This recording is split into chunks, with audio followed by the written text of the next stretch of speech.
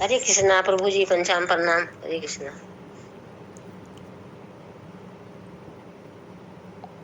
हरे कृष्णा प्रभु जी, आपका mic mute पे है।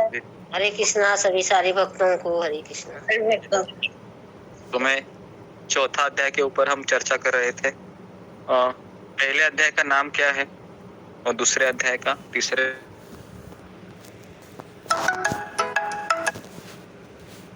लोग आते हैं उनको 18 अध्याय के नाम पता होने चाहिए। क्या लगता है आपको? पता होने चाहिए? पता होने चाहिए ना 18 अध्याय के नाम? जी प्रभु जी। यस। तो 18 अध्याय के नाम है। पहला अध्याय का नाम था कि नवकली में सैन्य निरीक्षण, है ना? तो ये, या अर्जुन विषाद योग, ये पहले अध्याय का नाम था। दूसरे अध्याय का नाम है गीता सार, तीसरे अध्याय का नाम है कर्म योग और चौथे अध्याय का नाम है दिव्य ज्ञान।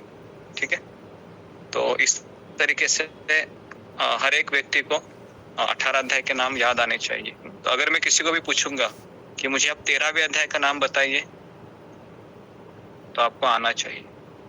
तो किसी का वीडियो ऑन नहीं है, या मुझे ही दिख रहा है, या किसी ने वीडियो ऑन ही नहीं किया? सब लोग अपने वीडियो को ऑन कीजिए।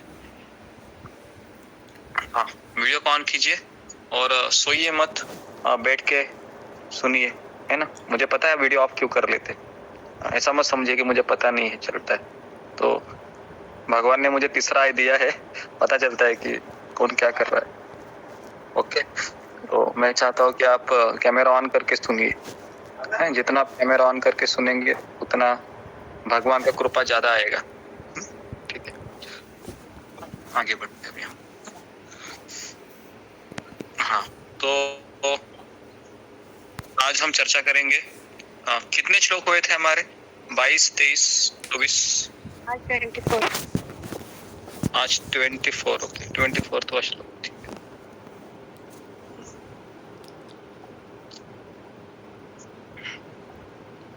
23 और 24। 23 में श्लोक में हमने देखा था कि जो पुरुष प्रकृति के गुणों के प्रति अनासक्त है और जो दिव्य ज्ञान में पूर्णतया स्थित है, उसके सारे कर्म ब्रह्म में लीन हो जाते हैं।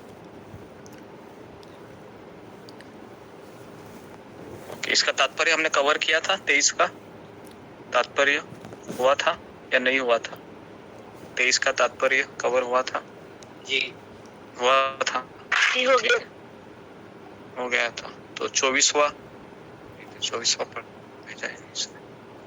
तो कोई मुझे 24 का ये है, इमेज कॉपी है, जरा भेजिए जरा मेरे व्हाट्सएप पे। मेरे पास अभी भगवत गीता है नहीं।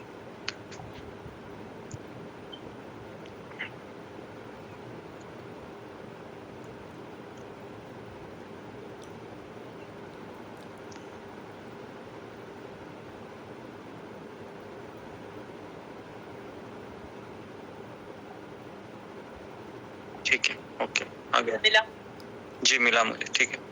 तो 24वां अभी मैं इसका, हमने कल मुझे लगता है कि अनुवाद पढ़ा था कि जो व्यक्ति कृष्ण भावनामृत में पूर्णतया लीन रहता है, उसे अपने आध्यात्मिक कर्मों के योगदान के कारण अवश्य ही भगवत धाम की प्राप्ति होती है, क्योंकि उसमें हवन आध्यात्मिक होता है और हवि भी आध्यात्मिक होती है।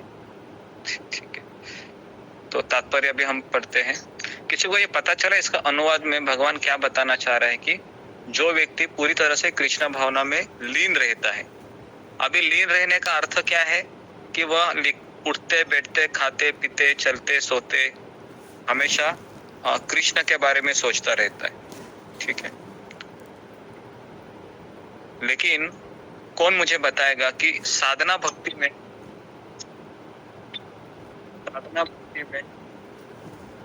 साधना भक्ति में हमें अगर 24 घंटा कृष्ण भावना में अगर होना है, तो हमें कौन से विषय के ऊपर हमें चिंतन हमेशा होना चाहिए? तो सब लोग जरा हैंड राइज कीजिए। ठीक है, तो सब लोग हैंड रेज करेंगे, मैं किसी का नाम लूंगा, उसी को बताना है ताकि क्योस ना हो। ठीक है, तो ओके, तितली मिश्रा माता जी, हाँ बोलिए। एक साधना भक्ति में हमें 24 घंटा कृष्ण का बारे में स्मरण होने के लिए किन विषयों का ध्यान रखना जरूरी होता है? हाँ बोलो जल्दी जल्दी जल्दी जल्दी। सबसे पहले सेवा हो गया। सेवा करने के लिए भावना हमेशा होनी चाहिए कि मैं कैसे उनका दिन रात सेवा करूं, उनको प्रसन्न करने के लिए। और दूसरी बात प्रेम एक होता है कि मुझे अत्यधिक प्रेम हो कृष्ण से, तो मैं सोते जागते हर वक्त कृष्ण के बारे में ही सोचूंगी। मुझे सारी खूबसूरती उनमें ही नजर आएगी। दुनिया की हर एक खूबसूरत चीज को मैं उनको चढ़ाने के बारे में सोचूंगी, उनको समर्पित करने के बारे में सोचूंगी। तो ये भावना होनी चाहिए, समर्पण, सेवा और प्रेम। जी ठीक है, तो ओके, आपका उत्तर है 60% बराबर है। 100% एक लाइन में इसका उत्तर है। ठीक है, जल बिहारी सिंह प्रभु जी, माता जी कोई है? JBC? हाँ गुरु जी, हाँ गुरु हाँ जी। जी बोलिए। हमेशा भगवान में लीन रहना, तो जैसा कि बहन माता जी ने कहा कि उनके गुणों का हमेशा चिंतन होना चाहिए। सर से लेके पैर तक प्रभु जी का, भगवान का हम चिंतन करते रहेंगे तो ही हर काम में उनकी हम छवि देखेंगे। ठीक है, आपने अच्छा प्रयास किया प्रभु जी, धन्यवाद आपका। लेकिन मैं और एक उत्तर चाह रहा था जो अभी तक मुझे मिला नहीं। ठीक है, शश्वती पांडा माता जी, हाँ बताइए।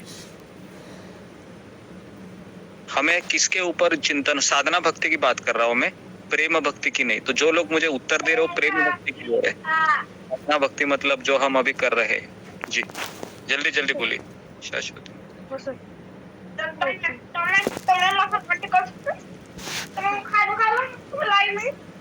अगर आप नहीं बात कर सकते, आपके पीछे बहुत बैकग्राउंड नॉइज, तो आप साउंड को म्यूट कीजिए। तो मैं राधा, आप साउंड को म्यूट कीजिए।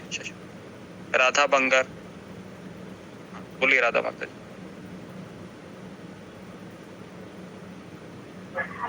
प्रभु जी, इसके बारे में मुझे ठीक से पता नहीं है। ठीक है, इतने माता जी बोलिए।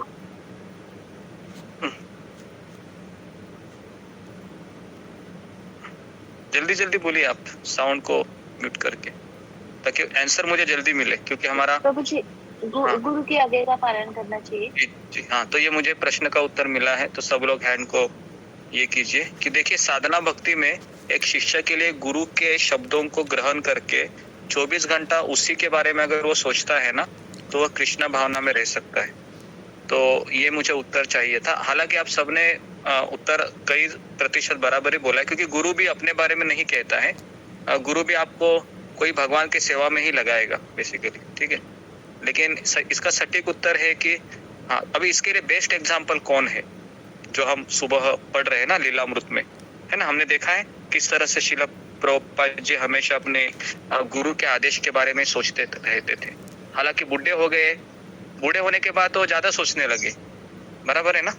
बूढ़े होने के बाद ज्यादा सोचने लगे। हालांकि बूढ़े होने के बाद व्यक्ति सोचता है मैं 24 घंटा हरे कृष्ण का जप करता रहूं माला पे, लेकिन हम देखते हैं कि श्रील प्रभुपाद का जीवन तो बुढ़ापे में वो ज्यादा ही एकदम इंथुजियास्टिक हो जाते हैं, है ना। सबसे एम्बिशियस व्यक्ति होते हैं प्रभुपाद जी। एम्बिशियस मतलब एम्बिशियस खुद के लिए नहीं, भगवान की सेवा के लिए। ठीक है, तो अभी हम आगे बढ़ते हैं। तो जरा ध्यान देते रहिए, ठीक है, क्योंकि सडनली मैं प्रश्न कोई पूछ लूंगा। अगर आप अलर्ट रहेंगे तो आपको इसमें उत्तर आ जाएगा। तो अभी मैं आगे बढ़ता हूँ। पूर्णतया लीन रहता है, उसे अपने आध्यात्मिक कर्मों के योगदान के कारण अवश्य भगवत धाम की प्राप्ति होती है, क्योंकि उसमें हवन आध्यात्मिक होता है। हवन का अर्थ है यहाँ पर, हवन आध्यात्मिक होता है और हवि भी आध्यात्मिक होती है। हवन मतलब बेसिकली जीवन का ध्येय है ना। हवन मतलब जो हम डालते हैं उसमें, हवन अगर आपने यज्ञ में देखा है वो कपूर वगैरह डालते रहते हैं हवन। और हवि मतलब वो घी भी डालना पड़ता है उसमें। तो बेसिकली उसका लक्ष्य भी आध्यात्मिक है और उसकी जो क्रिया है, प्रोसेस, वो भी आध्यात्मिक है। ओके, तात्पर्य में और स्पष्ट होगा। यहाँ इसका वर्णन किया गया है कि किस प्रकार कृष्ण भावना भावित कर्म करते हुए अंत्यतोगत्वा आध्यात्मिक लक्ष्य प्राप्त होता है। ठीक है, तो कृष्ण भावनामृत विषयक विविध कर्म होते हैं जिसके वर्णन अगले श्लोकों में किया गया है, किंतु इस श्लोक में तो केवल कृष्ण भावनामृत का सिद्धांत वर्णित है। भौतिक कलमश से ग्रस्त बद्ध जीव को भौतिक वातावरण में ही कार्य करना पड़ता है, किंतु फिर भी उसे ऐसे वातावरण से निकलना ही होगा। ठीक है, तो यहाँ पर मैं रुक जाता हूँ अभी, क्योंकि ये हमारे लिए इम्पोर्टेंट चीज है। अभी मेरा प्रश्न है यहाँ पर आप लोगों को कि मैं बद्ध जीव हूँ, मेरे में भौतिक कलमश है और मैं भौतिक वातावरण में ही कार्य कर रहा हूँ, क्योंकि ये जड़ वस्तु है, ये संसार बदलता है हमेशा।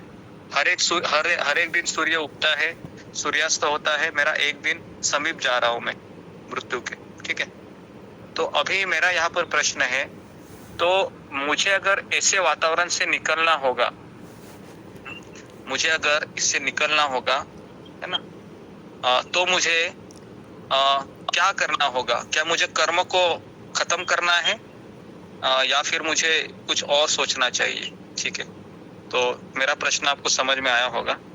ठीक है, हाँ, तो जी सीमा शर्मा माता जी बोलिए। जी गुरु जी, हमें हर समय फिर कृष्ण भावना में रहकर अपना कार्य करना है।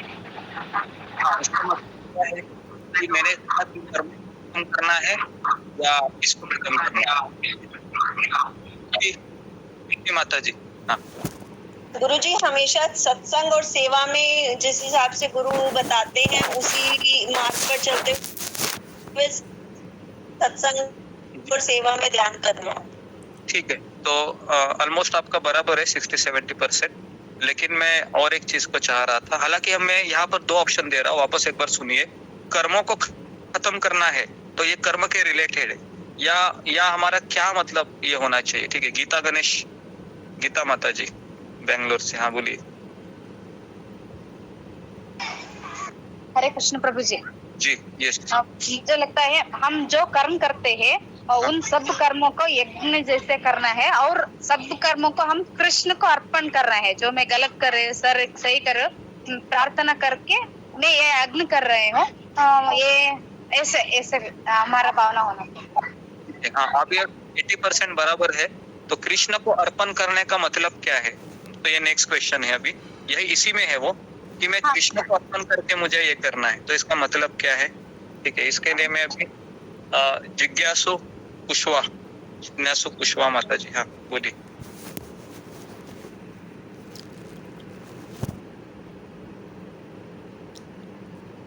ठीक है, सुमिता सिन्हा माता जी। हाँ बोलिए। हरे कृष्ण गुरु जी, सभी भक्तों को प्रणाम करना। गुरु जी, इसमें बस डायरेक्शन चेंज करना होगा। पहले जो है हम लोग जो भौतिक उसमें काम करते थे, अब जब इस सर्कल से बाहर निकलना है तो हमें बस उसका डायरेक्शन चेंज करके कृष्ण भावना में डालना है। तो कर्म तो करते ही रहना है, लेकिन डायरेक्शन चेंज करना होगा गुरु जी। हरे कृष्ण। तो ऑलमोस्ट उत्तर अभी 95% बराबर है। 5% थोड़ा सा मैं इसको मैं फिल्टर करके देखना चाह रहा हूँ कि एक्चुअली मुझे डायरेक्शन बदलना है, ये बात बराबर है, लेकिन क्या मेरा मेंटालिटी होना चाहिए, क्या मुझे सोचना चाहिए कि हर कार्य करते समय। तो ठीक है, तो मैं और आगे 95% बराबर है, तो बहुत नजदीक आए हम उत्तर के। तो अभी मैं ठीक है, सुषमा गोराई माता जी। कर्म बंधन नहीं लगता है गुरु जी, तो नहीं, कर्म बंधन अभी हमारा हो गया। अभी मैं एक्चुअली आंसर चाहता हूँ कि क्या सोच होनी चाहिए हर कार्य करते हुए। आपको उत्तर पता है वो। ठीक है, नीलम हाँ सात्विक। हाँ बोलो। हाँ जी प्रभु जी, जो हर कार्य करते समय में ये सुजाता माता जी। हरे कृष्ण गुरु जी। हाँ, कर्म करते हुए भगवान, सारी कार्य भगवान के लिए ही करना चाहिए। गुरु के निर्देशन पर रहकर सारी कार्य भगवान के लिए ही करना चाहिए। वो उत्तर कवर हो गया। ठीक है, तो मुझे ऐसा लगता है कि 95% सबको यही आंसर दोगे, तो मैं इसका उत्तर केंद्र में भगवान को रखना है, अपने जीवन के केंद्र में भगवान को रखना है। केंद्र में रखना है, वो सब बात बराबर है। केंद्र में भगवान रखने का अर्थ क्या है? भगवान का दास। सारे भगवान का दास कृष्ण की प्रसन्नता के लिए करेंगे हम। भगवान का सेवक समझना है। पहले मैं सेवक को ये समझना है, बराबर है ना? तभी तो डायरेक्शन चेंज होगी, बराबर क्या नहीं? डायरेक्शन कभी चेंज होगी जब मैं समझूंगा कृष्ण स्वामी है, मैं सेवक। तो ये पहला फाउंडेशन है, क्योंकि कृष्ण को अर्पण करना तो है ही, गुरु के आगे पालन करना है, लेकिन अगर फाउंडेशन क्या है कि मैं सेवक हूँ, ये फाउंडेशन है। ठीक है, अगर मैं सेवक हूँ तो स्वामी कौन है फिर? कृष्ण स्वामी है, लेकिन मैं कृष्ण को देखा हूँ क्या? अभी तक नहीं। तो मेरे लिए अभी स्वामी कौन है? गुरु स्वामी है, ठीक है ना। तो गुरु जो कहेगा मैं वही करूंगा। तो बेसिकली ये उत्तर की मैं अपेक्षा कर रहा था कि कर्मों को छोड़ना है मुझे, ठीक है। अगर मुझे भौतिक वातावरण में रहना है तो कर्मों को छोड़ना नहीं है, हमारी चेतना को छोड़ना है, बराबर है। हमारी चेतना क्या है कि मैं स्वामी हूँ, मैं पति हूँ, मैं पत्नी हूँ, बराबर है ना, मैं माँ हूँ, मैं पिता हूँ, मैं ये हूँ, मैं वो हूँ। अभी ये दायित्व हमको निभाना है, लेकिन हार्ट में क्या होना चाहिए कि मैं कौन हूँ? कृष्ण का सेवक, ठीक है। तो ये हो गया। तो मैं आगे बढ़ता हूँ, ठीक है। इसमें एग्जाम्पल देके बताइए ना गुरुजी थोड़ा सा, जैसे कि अगर स्वामी है हम तो इस भावना को कैसे दूर करें मन से, ये जल्दी जाता नहीं। हाँ, अगर मैं स्वामी हूँ, अगर भले मैंने खुद को स्वीकार किया कि मैं दास हूँ, तो स्वामी बनने की भावना जाती नहीं है, ऐसा इनका प्रश्न है। तो हाँ, तो इसमें हम देखेंगे कि अगर हम कोई भी चीज भगवान के लिए इस्तेमाल करेंगे तो नेचुरली ये आ जाता है कि मैं सेवक हूँ। जिस तरह से मान लो कि अभी मैंने नया घर लिया, मान लो, ठीक है, 1 BHK फ्लैट लिया, हाउसिंग लोन भी लिया बैंक से, और अभी गृह प्रवेश हो गया।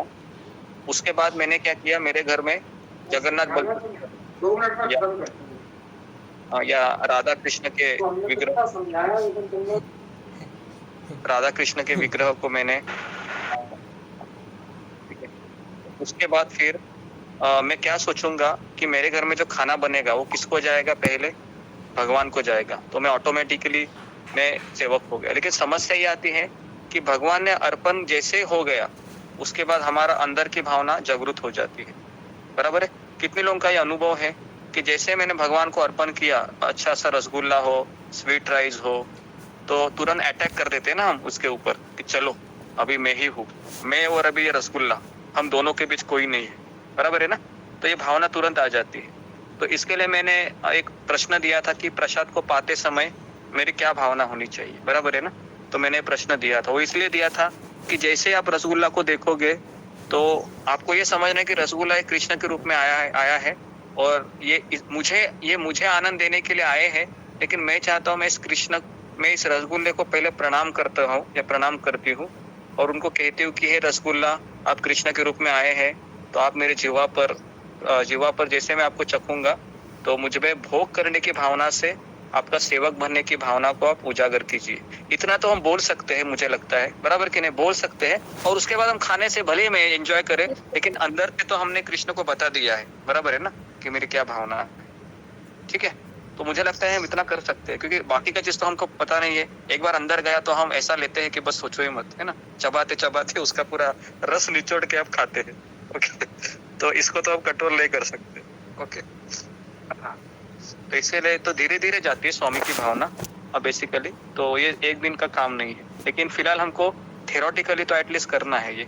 तो जब हमारे अनर्थ पूरे निकल जाएंगे, हमारा जपा अच्छा होगा, हम सत्संग अच्छे से करेंगे ना, एक दिन है वह सब चला जाएगा।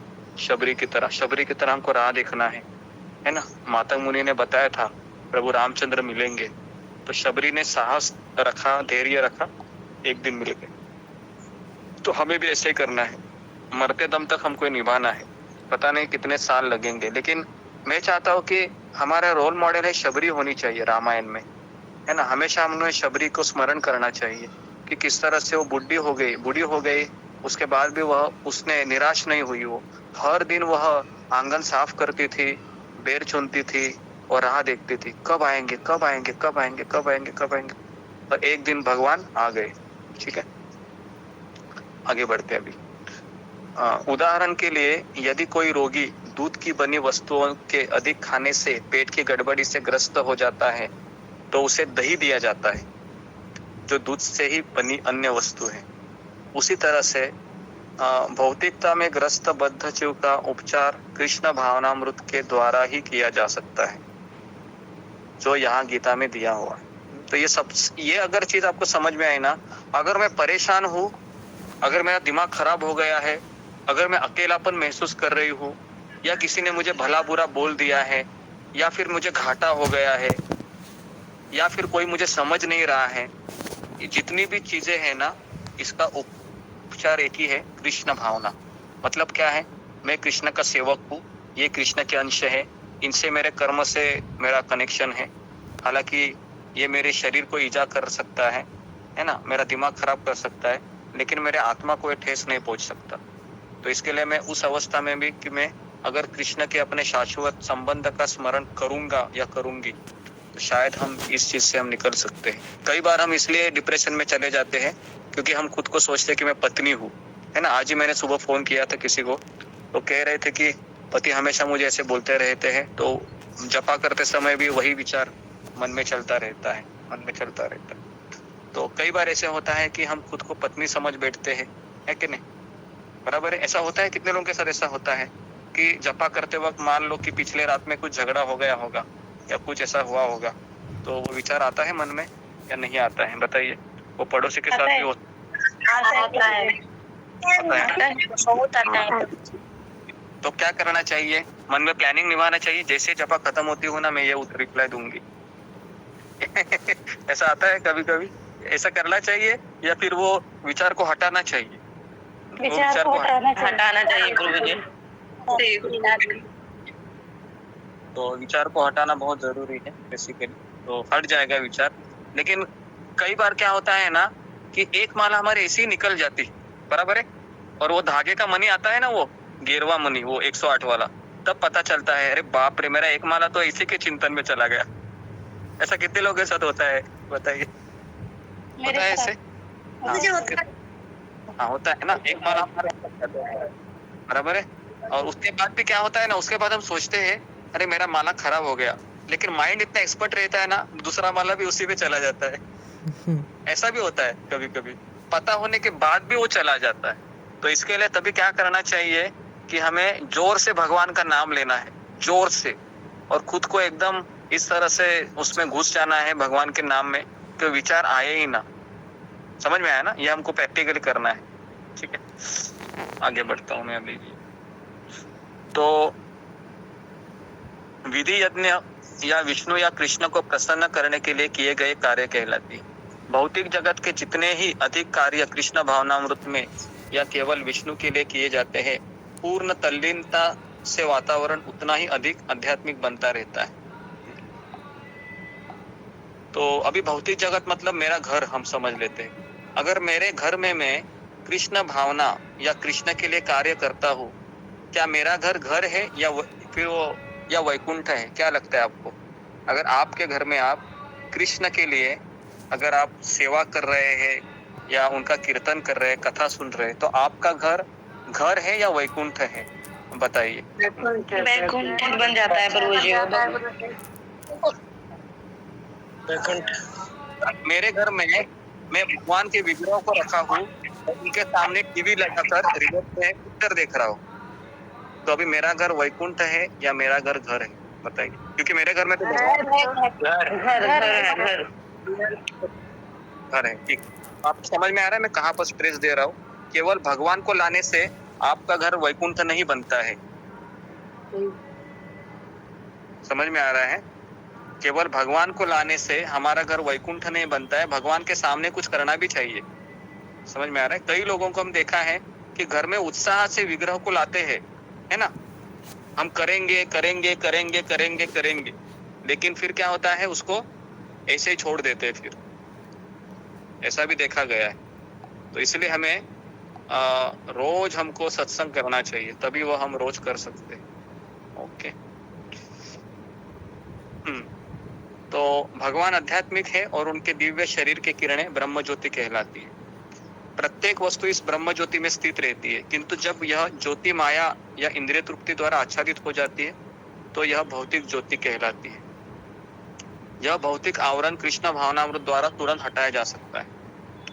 अतएव कृष्ण भावनामृत के लिए अर्पित हवि, ग्रहण करता हवन, होता तथा फल, ये सब मिलकर ब्रह्म या परम सत्य है। हवि मतलब बेसिकली साहित्य, अर्पित हवि। ग्रहण करता मतलब जो स्वाहा ऐसा करता है ना, पता है ना, स्वाहा वो जो ब्राह्मण रहता है, पुरोहित करता। हवन मतलब जो यज्ञ कुंड होता है, और होता मतलब किसके लिए कर रहे हैं, और फल, उसका फल क्या है कि तुम्हारा ग्रह शांति दूर हो जाए, बराबर है ना, ऐसे होता है ना, ग्रह शांति या तुम्हारा राहु केतु शनि जितने ग्रह तुम्हारे अंदर उंदर घूम रहे हैं उसको शांत हो जाए, इसके लिए करते हैं ना ये सब चीजें, है ना। आप में से कितने लोगों ने बचपन में ये काल सर्प हो या फिर आपका ग्रह शांति है ये सब किए हैं, ब्राह्मण के पास जाकर किए हैं, बचपन में किए होंगे ना। हाँ किए हैं, बराबर। तो मोस्टली मैंने देखा है माता पिता का सबसे बड़ा चिंता क्या होता है पता है क्या, वह उसकी कुंडली निकालते और कुंडली निकालने के बाद वो देखते रहते कि मेरा बच्चे के भविष्य में क्या क्या परेशानी है, बराबर है। कितने लोगों ने ये अनुभव किया है बताइए, आप लोग सब माता पिता है तो आपने किया होगा ना, आपका बच्चा जब 4 साल 5 साल 6 साल का हुआ होगा। बच्चों के लिए दिखाइए, अब नहीं। प्रभु जी मैं तो खुद एक एस्ट्रोलॉजर हूँ, मैंने ज्योतिषी की पढ़ाई की है पूरा ज्योतिष शास्त्र की, लेकिन अब मैं उस पर बिलीव नहीं करती हूँ जब से मैं कृष्ण भावना में आई हूँ, जब से मैंने कृष्ण की भक्ति शुरू की है। जी जी जी, वेरी गुड, बहुत अच्छा है कि कोई हमारे बीच में भी एक ज्योतिष है अभी। अच्छा है, चलो ओके आगे बढ़ते हैं। तो अतएव कृष्ण भावनामृत के लिए ओके, तो जब यही पदार्थ परम सत्य के निमित्त प्रयुक्त होता है तो उसमें फिर आध्यात्मिक गुण आ जाते हैं। देखिए कितना सुंदर प्रभुपाद कहते हैं कि हम यज्ञ कर रहे हैं, हमने अग्नि भी प्रज्वलित की है, लेकिन वो यज्ञ हम कृष्ण की इच्छा के लिए कर रहे हैं। तो वही भौतिक जो सामग्री है जो हम इस्तेमाल कर रहे हैं, है ना, कपूर है, अग्नि है, ईट है, या वो ब्राह्मण है, या वो मंत्र है, और क्या क्या उसमें डालते हैं, ये सारा आध्यात्मिक बन जाता है। समझ में आ रहा है ना, केवल इससे कि मैं कृष्ण के लिए कर रही हूँ, मैं कृष्ण के लिए कर रहा हूँ, मैं ये भक्तों की प्रसन्नता के लिए कर रहा हूँ, इतना भी अगर हमारा गोल है ना, एक्चुअली आपका चलना भी एक तीर्थ यात्रा हो जाएगा, आपका खाना भी एक आध्यात्मिक हो जाएगा। समझ में आ रहा है ना, तो ये कितना आसान है आध्यात्मिक जीवन, कोई मुश्किल नहीं है। लोगों को लगता है कि आध्यात्मिक जीवन मतलब घर द्वार छोड़ना पड़ेगा, बराबर है ना, मुझे वृंदावन जाके रहना पड़ेगा, लेकिन ऐसा कुछ नहीं है। जहां पर भी है वहां पर रहो, बस अपनी चेतना को बदलो। तो ये कृष्ण भावना है। ओके ठीक है, इस तरीके से अभी हाँ, तो उसके बाद आगे बताया है कि कृष्ण भावनामृत मोहजनित चेतना को ब्रह्म या परमेश्वर उन्मुख करने की विधि है। जब मन कृष्ण भावनामृत में पूरी तरह निमग्न रहता है तो उसे समाधि कहते हैं। हाँ, ऐसी दिव्य चेतना में संपन्न कोई भी कार्य यज्ञ कहलाता है। तो मैं चाहता हूं कि हमारे ग्रुप में जितने भी भक्त हैं, सबसे पहले वो टाइम टेबल बनाइए और कोई भी कार्य शुरू करने के पहले 1 मिनट पॉज लीजिए और छोटी सी आंख बंद करके प्रार्थना कीजिए कि जैसा मान लो, अभी मैं एग्जांपल दे रहा हूँ, मान लो कोई लेडीज है, 9 से 10 का क्लास हो गया उसका, तो शायद वो 10:30 बजे कपड़ा धोने के लिए जा सकती है, बराबर है, या फिर बर्तन धोने जा सकती है, या फिर वह खाना बनाने जा सकती है। ये तीनों में से माइक चालू हो गया, मान लीजिए माइक बंद। हाँ ठीक है, तो अगर लेडीज है, भगवान के सामने अगर जाती है, अगर नहीं भी है भगवान सामने, लेकिन अगर आंखें बंद करके, है ना, अपने भगवान को याद करती है और कहती है कि मैं भगवान अभी बर्तन धो रही हूँ, और ये बर्तन मैं इसलिए धो रही हूँ ताकि मैं आपको उस थाली में या उस बर्तन में आपके लिए मैं भोग बना सकूं, जिससे आपको मैं ये नैवेद्य के रूप में चढ़ा सकूं। ठीक है, इतना भी उसने बोल दिया ना, केवल इतना ही बोलना है। तो आप मान लो कुकिंग करते समय आपको ये ध्यान भी ना रहे कि मैं किसके लिए कर रहा हूँ, तो वो सारा जो प्रोसेस है ना 1.5 घंटे का, ये आध्यात्मिक बन जाता है। समझ में आ रहा है? तो ये चीज होनी चाहिए। अगर हम जॉब पे बैठे, लैपटॉप पे बैठे मान लो, तो लैपटॉप को शुरू करने के पहले एक छोटी सी प्रार्थना करनी चाहिए कि भगवान मैं जो भी कार्य कर रही हूँ इसलिए कर रही हूँ ताकि कुछ मुझे पैसे मिले, आपको थोड़ा सा डोनेशन दे सकूं और मेरे फैमिली का मैं कुछ कर सकूं, और इससे क्या होगा, मैं मेरी कृष्ण भावना